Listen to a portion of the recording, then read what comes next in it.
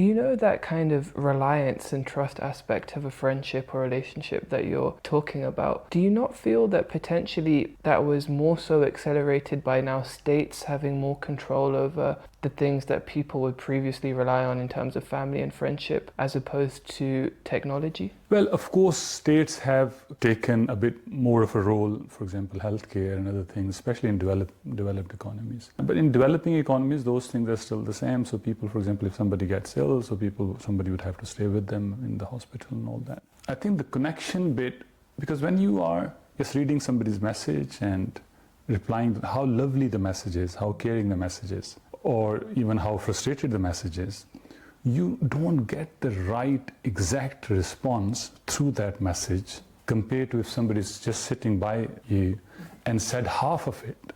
Because you have the body language, you can see through their faces how much they meant, how much they didn't mean, and through that you create the deeper opinion about the other individual. Whereas now, it's just because of these, of course, people still, the trust kind of thing is still there. People who haven't seen the other side, our way of growing up, wouldn't be able to relate or find a difference. But we can see the difference. That how, for example, our time, the way friends would be really close emotional friends to each other, like brotherly, and you would, if anything goes wrong with your family or life or anything, so they would be completely involved, as emotionally involved in your life.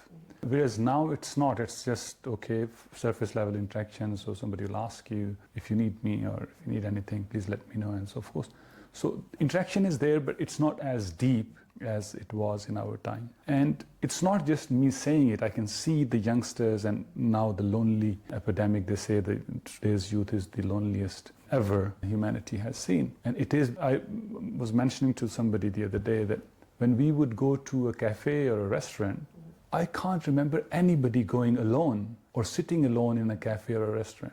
Going out just on your own would be very odd. But now you go in a cafe, restaurant, wherever, so you would see people just with their laptop sitting on their own and doing their thing. That is because people are they're still, of course, connected through their phones and laptops. And even two friends sitting together, they'll be talking to other people on their phones. That has changed in a big way, to answer your question. The way society works, the way interaction works. The smartphone and social media have completely overruled the previous way of interaction. And I agree with you that that screen is now an emotional barrier for sure, and even through personal experiences, it's something I noticed when going back to Pakistan and seeing older cousins and their friendships. I think maybe because it's more of a developing society, and a lot of them are also a lot older than I am, so they kind of were born in an age where smartphone technology kind of came later than it did for the millennials here. And I notice exactly what you're saying regarding that brotherly kind of familial almost style of friendship people would have. So it is something I have witnessed myself as well.